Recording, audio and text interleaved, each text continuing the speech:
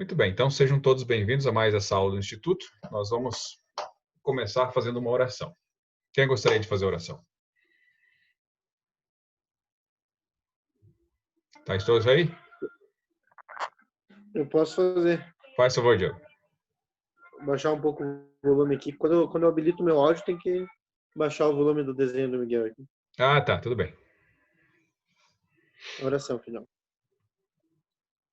Amoroso Pai Celestial, muito obrigado por esse dia. Muito obrigado, Pai, pelo sol que brilha lá fora. Pelas incontáveis bênçãos que temos recebido, Pai. Graças por teu evangelho, por podermos nos aprofundar nas doutrinas, nos princípios que nós temos nas Escrituras, Pai. Nós pedimos humildemente que teu doce Espírito esteja conosco, possa nos instruir para que possamos ser abençoados e levados durante essa aula. Nós somos gratos, Pai Celestial, pela dedicação do nosso professor em preparar a aula, nos ensinar, e pedimos que possa continuar abençoando também para que possamos ser brindados com ótimas aulas, sempre. Nós o amamos e são essas bênçãos que nós agradecemos e pedimos em nome de Jesus Cristo. Amém. Amém. Muito bem, obrigado, Diogo. Então, tudo bem. Nós vamos ver um pouquinho no começo dessa aula, que vai ser, deixa eu compartilhar com vocês aqui, que vai ser a lição número 21. Então, eu vou deixar no canto aqui, não sei se vocês conseguem ver. Então, eu vou fazer uma pergunta no começo para vocês aí. Tá? Compartilhe algum exemplo de algum acontecimento ou atividade na vida que precisou de preparação. Então, alguma coisa que vocês tiveram que fazer para... Antes de fazer isso, tiveram que se preparar. Tem alguma história, algum exemplo disso? A mais evidente foi a missão, né? A missão. Né? Vem aquela lista lá das coisas que você tem que levar, né? As roupas, as escrituras e algumas preparações mais de exames médicos, né? Vem um monte de coisa lá que pede para você ficar apto e ficar pronto para sair. Né? Se você não tivesse feito aquilo em dia, você teria tido dificuldade de sair. Como é que foi a tua preparação lá, Diogo? Teve muita coisa para fazer? Na verdade, é muito grande, né? Que tem as coisas materiais ali, roupas, materiais, mas eu acho que de todas a mais demorada, mais difícil e também depois a mais proveitosa foi a preparação doutrinária e espiritual, né? Sair com os missionários, estudar as lições, estudar pregando o evangelho, estudar as escrituras. Acho que todo o seminário também foi uma preparação. Por aí vai. Exatamente, você tem que ter uma experiência antes, né, para saber como é que vai ser. Então, você teve essa oportunidade de fazer as divisões com os missionários, isso foi muito bom, já preparou. Quantas vezes alguns missionários saem, mas eles não têm essa experiência, não fazem isso. Não fazem nem o seminário direito, né? O instituto é mais para depois, né, quando volta. Mas aí não está preparado, não tem aquele estudo, aquela dedicação. Isso vai fazer diferença lá. Então, todas as coisas que nós precisamos fazer de antemão, é pedido que nós nos preparemos para que nós encontremos com mais facilidade o desafio à frente. Não que ele vai deixar de ser difícil, mas as pessoas preparadas, né, uma pessoa preparada vale por umas 32, mais ou menos. Né? Então, no casamento é isso também. Então, a gente pode se preparar em algumas coisas, mas nem sempre você vai estar totalmente preparado. Como é que você se prepara para ser um bom marido, uma boa esposa? Você pode fazer cursos, pode falar com outros casais, mas até você se casar, você não vai saber como fazer isso. Não é verdade? Então, são coisas que são as diferenças entre ser e fazer. Nos primeiros temos, você pode fazer algumas atividades devido à tua preparação. O marido pode ser levar a esposa a passear, né? Fazer isso, é uma coisa que ele faz com ela, mas ele não, por causa disso é uma ação só. Ele precisa continuar sendo um bom marido. A esposa também pode fazer algumas coisas para agradar, mas ela fez alguma coisa, mas ela precisa ser também. Então, o ser e o fazer dá diferença. Mas se nós não nos prepararmos nessa atitude de fazer, nós não vamos conseguir ser. Então, essa lição fala um pouquinho sobre a preparação que nós temos que ter para a segunda vinda de Jesus Cristo. Então, se faz uma diferença na nossa vida nos prepararmos para algumas coisas que nós temos aqui, né? Para um vestibular, a gente tem que estudar. O dia que chega o vestibular, você está preparado. O dia de um concurso, o dia de um exame. Como seria a nossa preparação para a segunda vinda de Cristo? Então, as escrituras nos alertam que isso vai acontecer. E aí o presidente Ezra Taft Benson falou que nós podemos encontrar não vou dizer um curso, mas um modelo de preparação já no livro de Mórmon. Vamos ver essa declaração dele aqui? Quem gostaria de ler?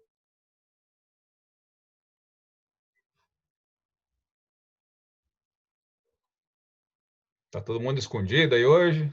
Muito frio? Posso ler? Tudo bem, Mirelle, faz favor. Encontramos no livro de Mórmon um modelo para que nos preparamos para a segunda vinda.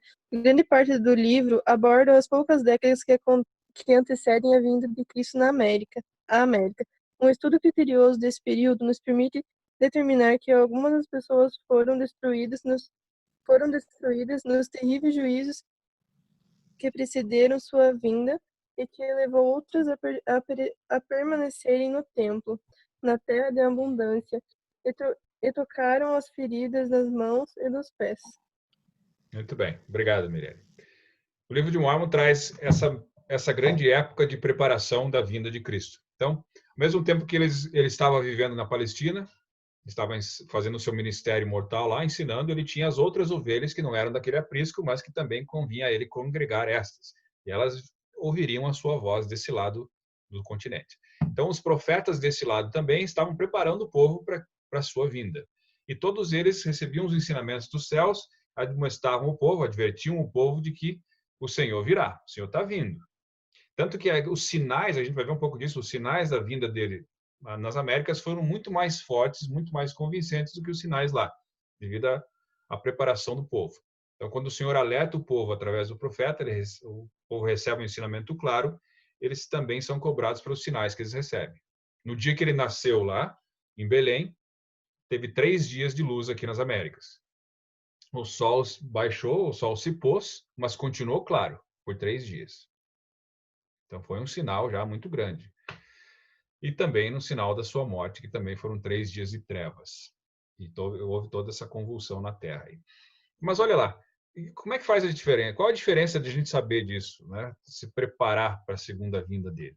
Então, de acordo com o presidente Benson, por que devemos estudar criteriosamente o relato contido no livro de Mórmon sobre a visita de Jesus Cristo ao seu povo nas Américas? O que vocês acham dessa pergunta? Deixa eu esconder a resposta aqui. Por que a gente deve estudar esse relato que antevia antes da sua vinda no livro de Mórmon?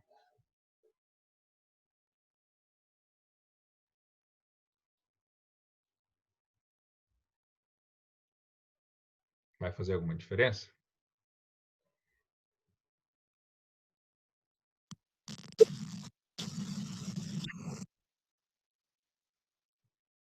Veja bem, o livro de Mórmon falava da primeira vinda, né? Para eles, né, foi a vinda do Senhor. O Senhor viria ao continente, viria visitar o povo. Eles tinham que estar preparados. Ele já veio, já fez tudo isso. Agora ele vai vir pela segunda vez. A preparação é diferente? O que vocês acham? É que, na verdade, foi profetizado de formas diferentes, ó. Ou não. Que eu vejo a maneira que Leí falava para os seus filhos, até quando ele estava falando antes de morrer, sobre, no começo do segundo neto, sobre como seria, né, que viria o Messias e tudo mais. E eu acho interessante a maneira que ele falou também que viria a descrença, né, que eles iam se esquecer, talvez não estavam preparados. Eu acho interessante ver no relato também a surpresa que foi, como foi maravilhoso para alguns não foi tão agradável porque eles não estavam preparados. Sim, exatamente. Para alguns não foi tão agradável, porque eles, né, tanto é os que sobreviveram, ou seja, se vocês forem ler lá o relato em 3º Nef 9, os que sobreviveram foram um pouco mais justos do que os outros. Um pouco menos iníquos do que os outros que foram mortos, né, com os terremotos, com as inundações, com tudo que aconteceu. Aí o Senhor os convidou a que viessem até ele. Inclusive os 12 apóstolos que foram chamados aqui na América também eram os que estavam lá no meio. Tirando o Nef e alguns outros que eram os mais justos, também foram chamados do povo. Então, olha lá. Né? Esse relato do livro de Mórmon nos ajuda a entender um padrão que nós temos que aprender que vai acontecer com o mundo. antes da segunda vinda. O Senhor vai ensinar algumas coisas, alguns sinais são dados às nações para que elas se preparem, para que elas sejam bem avisadas. O povo de Noé teve que ser avisado antes do dilúvio. Moisés também recebeu uma advertência grande para levar o povo para a terra prometida. Então, sempre que há uma fusão de dispensações, alguma coisa que o Senhor precisa trazer, algum evento maior, isso é profetizado com muito tempo de antecedência e o povo recebe as instruções. E a segunda vinda é um assunto que sempre está em voga, né? Vai acontecer. Vamos ver lá no Elamã 14, 20 ao 27, o que o profeta Samuel falou dos lamanitas a respeito do sinal da sua morte. Vamos ver lá, o versículo 20. Jesus, está por aí? Sí. Puede leer el 20, muchacho. Bienvenidos. Gracias. Por nada. Mas eis que como vos falei a respeito do outro sinal, un sinal de sua morte. Eis que no día en que ele padecera sua morte, o sol será oscurecido e rehusar-se-á de dar-vos sua luz, e também a lua e as estrelas. E não haverá luz sobre a face da terra, pero espaço de 3 dias, desde a hora em que ele morrer até o momento em que ressuscitar dos mortos. Sim, no momento em que ele entregar o Espírito haverá trovões e relâmpagos. Em muitas horas a terra tremerá e estremecerá, e as rochas que estão sobre a face da terra, as que estão em cima como as que estão embaixo da terra, as quais sabeis agora que são sólidas, ou cuja maior parte constitui uma sólida massa, serão despedaçadas. Sim, rachar-se-á ao meio e para sempre se acharão rachadas, fendidas e em fragmentos sobre a face de toda a terra. Sim, tanto em cima como embaixo da terra. E eis que sobrevirán grandes tempestades e haverá muitas montanhas que se rebaixarão como vale. En muitos lugares que agora são chamados vales transformar-se-ão em montanhas de grande altura. En muitas estradas far-se-ão em pedaços, en muitas cidades ficarão devastadas, en muitas sepulturas abrir-se-ão, entregando muitos de seus mortos, e muitos santos aparecerão a muitas pessoas. E eis que assim me falou o anjo, pois ele disse-me que haverá trovões e relâmpagos pelo espaço de muitas horas. E disse-me que enquanto durassem os trovões e os relâmpagos e a tempestade, essas coisas aconteceriam, e que a escuridão cobriria a face de toda a terra pelo espaço de 3 dias. E o anjo disse-me que muitos virão coisas maiores que estas, para que creiam em essas señais. E essas maravilhas acontecerão por toda a face desta terra, enfim, de que não haja motivo de crença entre os filhos dos homens. E isso a fim de que todos os que crerem sejam salvos, e para que sobre os que não crerem recaia julgamento justo, e também se forem condenados terão atraído sobre si a sua própria condenação. E agora, meus irmãos, lembrai-vos de que os que perecem por culpa própria, e todos os que praticam iniquidades o fazem contra si mesmos, pois eis que sois livres, tendes permissão para agir por vós mesmos, porque eis que Deus vos deu o conhecimento e vos fez livres. Muito bem, Jesus, muito obrigado. Uma parte muito importante, vários versículos aí, desse capítulo 14 de Elamã, que fala que os habitantes da América teriam sinais muito convincentes de que Jesus Cristo havia falecido, havia entregado a sua vida do outro lado, né? O outro lado do continente, quer dizer, o outro lado, né? E aí, olha só, várias coisas aconteceram. Até a própria geografia do livro de Mórmon foi transformada por causa disso. Então, lugares onde era vale viraram montanhas, onde era montanha virou vale. Cidades foram alagadas, inundadas pelo mar, foram todas cobertas, outras foram soterradas. Então, a geografia de toda a Terra mudou. As placas tectônicas trabalharam e mudou-se tudo. Então, por isso que fica difícil você pegar lá os primeiros mapas da Terra do Sul, do Norte e tentar encaixar nas teorias da Mesoamérica ou da América do Norte, né? Isso ainda não foi bem explicado.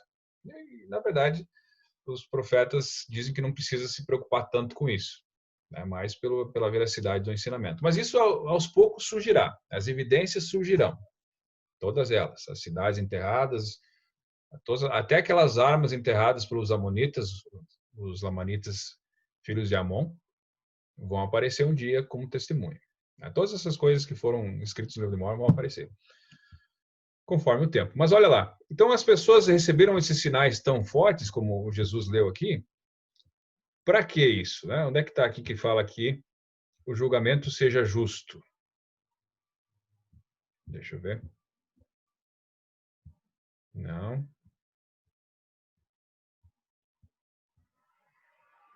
No 28, para que não haja motivo de descrença entre os filhos dos homens. Então, os que forem condenados terão a sua própria culpa. Então, ele vai dar esses sinais da sua segunda vinda. Todas as pessoas estarão preparadas.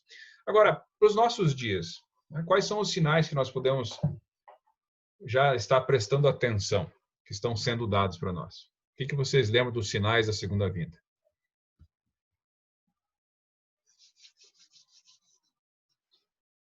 O que é alguma coisa que vai acontecer ou que já está acontecendo? Contenda. Contenda, coração dos homens esfriará. Você vê na notícia do jornal todo dia mãe matando filho. Os negócios assim que não dá para entender, né? Como é que acontece? As doenças, gente morrendo de fome. Gente morrendo de fome, tá cada vez pior. As ondas do mar se arremessando além dos seus limites. Guerras e rumores de guerra entre todas as nações estarão em comoção. Terremotos em vários lugares. Tempestades, a voz das tempestades. Contenda religiosa. Contendas religiosas. Então, é verdade, isso, falsos profetas surgirão, mas para que haja falsos profetas tem que ter o verdadeiro também, né? E isso é normal, vai acontecer nos últimos dias agora. Todas as pessoas estarão em contenda, tentando aprender sobre isso. Mas vamos ver lá, deixa eu mostrar para vocês de novo, mais uma parte da lição, mais uma declaração. Então, o Senhor proporciona esses sinais e maravilhas para o povo para ajudar eles a crerem nele e serem salvos. Então, não é que a fé vem pelos sinais, mas os sinais vêm para aqueles que creem. Então, às vezes, por mais que vejam um sinal, você vai ver na história do livro de Mórmon, eles viam um sinal e negavam o sinal. Não, isso aí deve ser outra coisa. As pessoas estavam tão cegadas que não, mesmo com sinais, elas não conseguiam acreditar. Então, não é por causa que por sinal você vai entender algumas coisas, mas o sinal vem para aqueles que creem. Ele dá advertência. O Senhor disse quando vedes as figueiras, né, sabeis que o verão está próximo. As folhas, né? As folhas começam a brotar, você já sabe o tempo. Então, os sinais dos tempos são aí dados para as pessoas. A gente começa a ler o mundo, né? Coloca o mundo como uma partitura diante de você e você consegue interpretar ela, se você está antenado com o Espírito e com as Escrituras. Então, vai acontecer isso, né? No 14:29. O que vai acontecer com aqueles que não acreditarem nos sinais e nas maravilhas? Deixa eu ver aqui no 29. Vai recair um julgamento justo. Então, quando o Senhor quiser instaurar o seu reino de justiça aqui na Terra, nada mais esperado do que ele elimine as pessoas que não vão fazer parte disso. Você precisa fazer uma mudança. Não existe mudança sem destruição. Você tem que fazer alguma coisa. Você tem que mudar. E algumas pessoas não vão querer se arrepender, não estarão prontos para isso. Muito bem. Então, vamos ver lá. Quando ele veio aqui nas Américas, está no terceiro Nef, capítulo 11, do 1 ao 17. E vocês já devem ter lido esse relato várias vezes, mas dá uma olhada lá. De que maneira acreditaram os sinais prometidos da vinda do Senhor preparou as pessoas para essa experiência que aconteceu em terceiro Nef, no capítulo 11, do 1 ao 12. O que vocês acham? Cuando nos lemos, antes de que Jesucristo llegara, ellos estaban falando, reunidos, asombrados das coisas las maravillas y los asombros que tenían acontecido. Esse está no 2 ali, né? Aham. Sim. Então, eu acho que... Aí, vamos a ler. Sí, bueno, podemos ver, quiero ver. Eu achei que é uma pergunta. Bueno, sigue hablando, que está ahí, está todo escrito, ¿no? Que estaban hablando acerca de él y de las señales, todo eso. Sim, sim. Então, acho que é isso é o que eu ia falar. Isso mesmo. E aí aconteceu um evento miraculoso. Eles ouviram uma voz que vinha dos céus. Né? Na hora que ele veio, eles ouviram essa voz. Eles não entenderam a voz no primeiro momento. Depois de 3 vezes, eles conseguiram entender aquela voz. Como diz aqui, no versículo 6. E na terceira vez compreenderam a voz que ouviram, e ela lhes dizia: Eis aqui meu filho amado, em quem me comprazo, em quem glorifiquei meu nome. Ouviu. A própria voz do Pai testificando do Filho. Então, quando existem alguns eventos importantes que o pai fala para apresentar o filho, um deles foi quando ele foi batizado por João Batista, apesar de ele não ter pecado nenhum, o Senhor falou desde os céus: Eis aqui meu filho amado, em quem me comprazo. E aqui ele falou um pouco mais: e em quem glorifiquei o meu nome. Ele já havia feito a expiação por todos os filhos dos homens, já havia feito o sacrifício mortal e infinito, e havia glorificado o nome do Pai. E aí as pessoas viram um homem descendo do céu vestido numa túnica branca. E ele se pôs no meio deles e falou para o povo. Eles ainda não sabiam exatamente quem era, mas ele estendeu o braço e falou: Eis que eu sou Jesus Cristo, cuja vinda ao mundo foi testificada pelos profetas. Eis que eu sou a luz e a vida do mundo, e bebi da taça amarga que o Pai me deu, e glorifiquei o Pai, tomando sobre mim os pecados do mundo, no que me submeti à vontade do Pai em todas as coisas desde o princípio. E aconteceu que, quando Jesus pronunciou essas palavras, toda a multidão caiu por terra, porque se lembraram de que havia sido profetizado entre eles que Cristo lhes apareceria depois de sua ascensão ao céu. Vai acontecer a mesma coisa na segunda vinda. Os membros da igreja que já sabem disso estão se preparando. Se bem que tem a parábola das 10 virgens, né? Umas 5 eram prudentes, que mantinham o óleo do Espírito, a preparação, e 5 eram loucas. Deixa, né? Depois nós vemos. Deixa para amanhã. Mas haverá muitas pessoas de vários credos e religiões, e todas as pessoas boas da terra, os homens honrados que foram cegados pela descrença, pelas artimanhas, ardis do inimigo, foram enganados, mas que são pessoas que vão sobreviver à segunda vinda, que estarão aí também, né, e vão ver, e quando virem que ele desceu, ele vai se apresentar de novo. E as pessoas vão poder presenciar como foi feito nessa multidão, tocar as marcas nas mãos, no seu lado e nos pés. E aí ele testificar que era ele. Então ele vai testificar que tinha sido ensinado ao povo, né, para o profeta. E o profeta que estiver vivo na época, provavelmente seja chamado também, como foi Nefe no meio da multidão. E aí nós ouviremos a ele em tudo que ele nos disser. Se vai continuar o sacramento, se não vai, o que vai acontecer a partir dali. Quando ele vier, ele vai estar aqui, venha a nós o vosso reino. Então vem o reino dele e vai ser estabelecido na terra.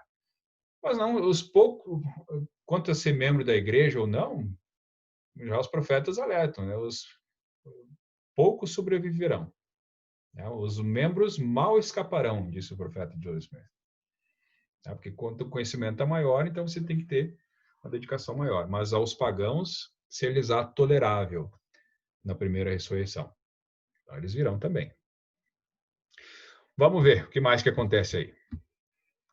Então, é um momento importante, né? Jesus Cristo convida todos a virem a Ele e a receberem um testemunho de que Ele é o Deus de toda a terra. Isso vai acontecer e as pessoas não terão mais fé nele, porque vão saber exatamente que Ele existe. Vai ser diferente o tipo de entendimento depois, né? Agora, como é que isso é semelhante ao que acontece, o que vai acontecer na segunda vinda? Como esse evento que aconteceu nas Américas, dele vindo e se apresentando, falando ao povo, vai ser semelhante à segunda vinda? O que vocês acham?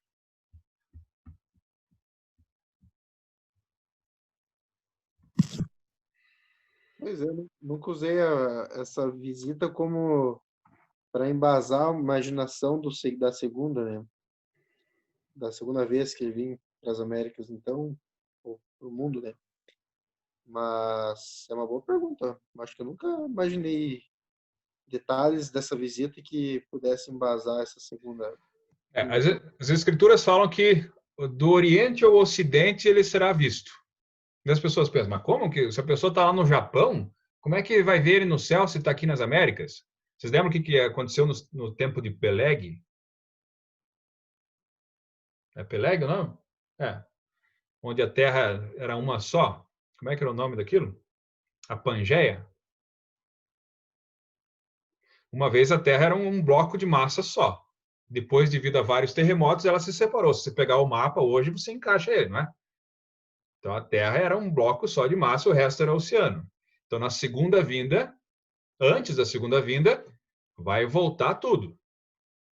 Toda a Terra será um bloco só de massa.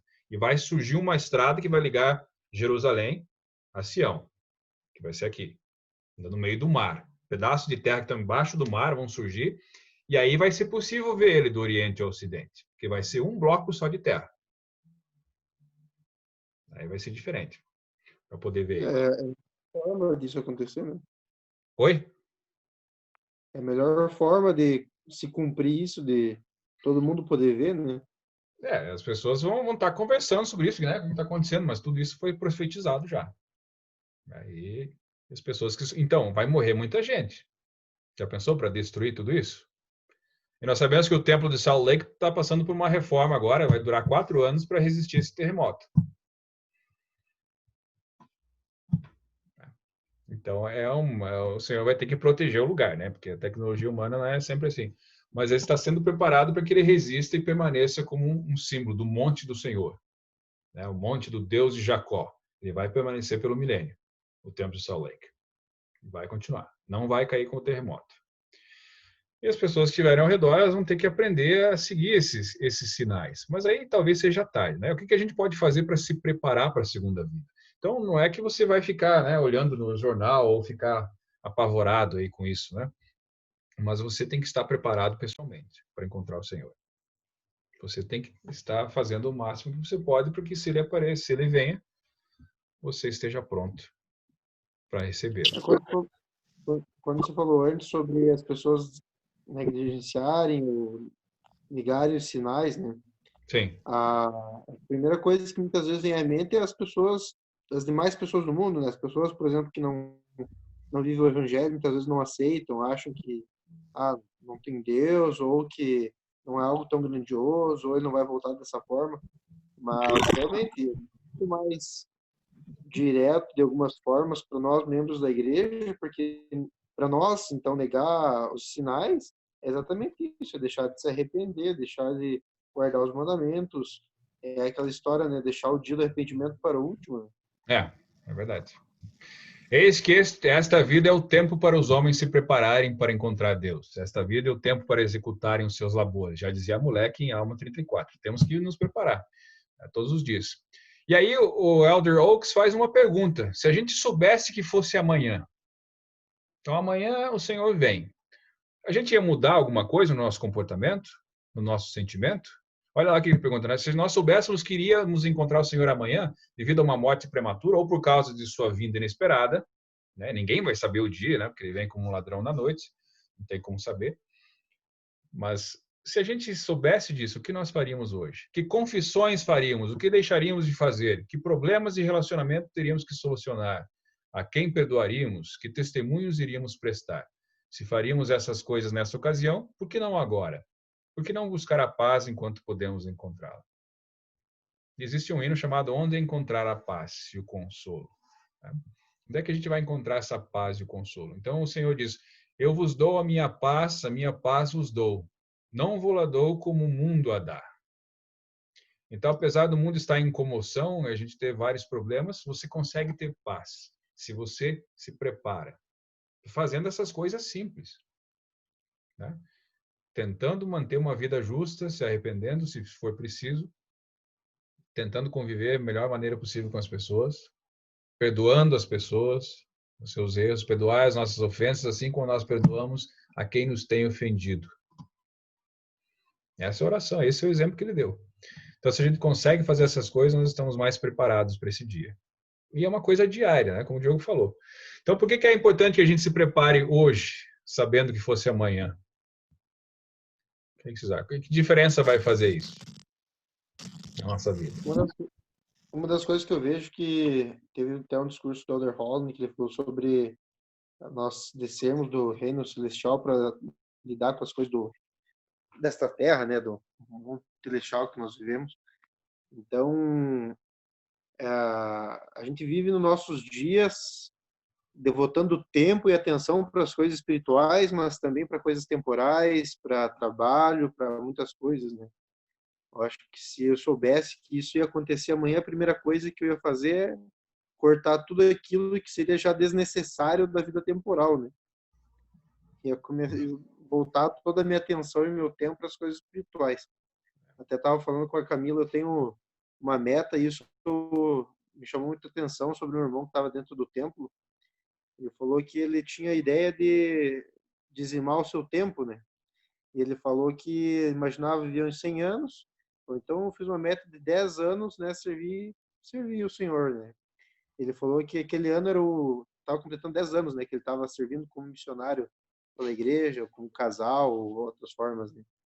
Então, eu acredito e espero que possa chegar o tempo que eu possa me desligar um pouco mais das coisas deste mundo, né, as coisas temporais que envolvem trabalho, saúde, as coisas que são necessárias para a sobrevivência, né? Para me dedicar um pouco mais para as coisas do Senhor, para posso ter todo o meu tempo voltado para as atividades espirituais. Isso, obrigado, Diogo. Muito bom. O Senhor, quando pediu para que eles construíssem o templo, ele disse: preparai-vos, organizai todas as coisas necessárias. Então, a preparação é necessária, nós temos que fazer isso. Já dizia Maslow, né, quem estuda lá a pirâmide das necessidades, você tem que primeiro cuidar das necessidades básicas. Se a pessoa não tem o que comer, não tem o que beber, não tem o que vestir, não tem onde morar, como é que ela vai se preocupar com os outros? Como é que você vai ajudar o próximo? Então, começa na tua casa, começa a organizar as coisas, né? E aí você se dedica a essas coisas, mas você também tem que se dedicar ao Senhor. E aí, quando se coloca as pedras maiores no jarro, primeiro as outras vão caber. Então, não é que você tem que, de repente, primeiro eu vou fazer um pé de meia, né? Vou trabalhar, vou estudar para depois servir o Senhor. Você pode fazer isso, mas até lá, você pode servir o Senhor na tua capacidade. Como é que você pode? E Ele conhece o teu coração, né? Se você quiser depois se dedicar mais tempo, Ele vai te dar os meios para fazer isso. Você tem que ser prudente. Então, nós temos que nos preparar tanto materialmente quanto espiritualmente. E muitas pessoas têm dificuldade porque se apegam muitas coisas dessa terra, dessa vida. Vocês lembram lá do jovem rico que perguntou: eu guardo os mandamentos a vida inteira, o que me falta? O que mais me falta? Aí o Senhor falou: vende tudo que tens, dá aos pobres, vem e segue-me. Aí ele saiu triste, né? Porque tinha muita coisa. E às vezes nós temos muita coisa, não exatamente riquezas, mas nós temos muita bugiganga, tranqueira em casa, que a gente, por estar ali num lugar que não é propício de limpeza, um lugar organizado, a gente se perde, não consegue pensar, não consegue aprender coisas eternas. A gente está tão preocupado com o dia a dia que você não aprende. É que nem Marta, né? Marta, Marta, estás atarefada.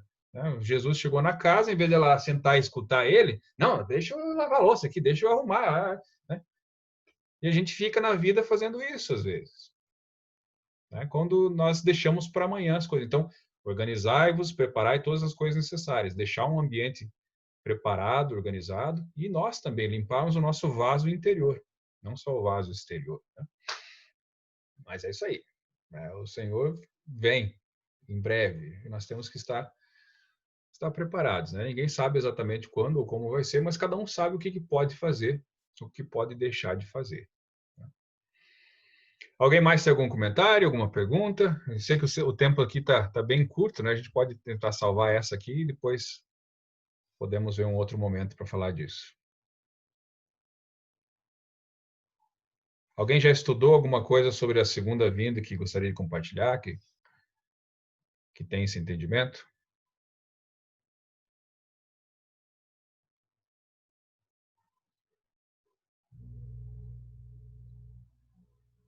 Camila, sempre tem, né? A gente começa a entrar, vai longe, né? Uhum. Então, não é para ser uma coisa forçada, né? O Senhor avisa, ele deixa bem claro, mas é igual a citação do apóstolo, né? Então, o que você deixaria de fazer, o que você faria? Nossa, se fosse para amanhã, eu tentaria fazer isso, mas por que você não tenta fazer isso agora? O problema é o seguinte: se você souber que é amanhã, você vai tentar perdoar as pessoas ou tentar regularizar alguma situação, mas aí você provavelmente não terá a mesma intensidade e o mesmo entendimento para você se transformar numa pessoa diferente. Porque quando você faz isso de livre e espontânea vontade, sem essa pressa, nossa, tem que fazer para amanhã, não fiz. Você vai fazer, mas não vai ser a mesma coisa que quando você se manifesta, aí o Espírito te ensina. Você, de espontânea vontade, você escolhe colocar a tua vida em dia, colocar a tua casa em ordem, e o Senhor prepara você. Aí você se transforma numa pessoa diferente. Para que quando Ele venha, nós o vejamos como Ele é, que nós seremos como Ele é.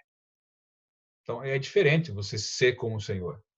Você dizer que, né, é diferente daquele que fala Senhor, Senhor, né? Mas aquele que faz a vontade do Pai que está nos céus.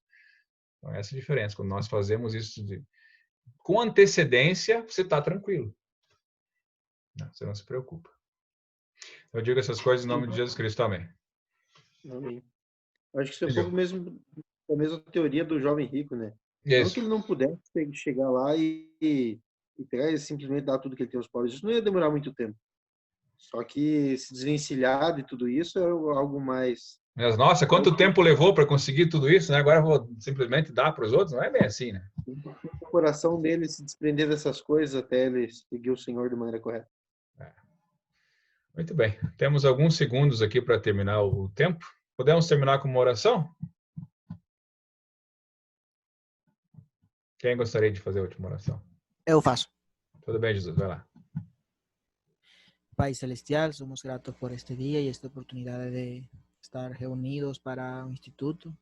Pedimos que nos abençoes y nos ayudes a lembrar las cosas que hemos aprendido y aplicarlas en nuestra vida. En nome de Jesus Cristo, amém. Amém. Muito bem, essa é uma oração muito boa. Boa semana para vocês. Eu vou mandar o resto lá pelo WhatsApp para a gente estudar. Abraço. Tchau, tchau. Tchau, tchau.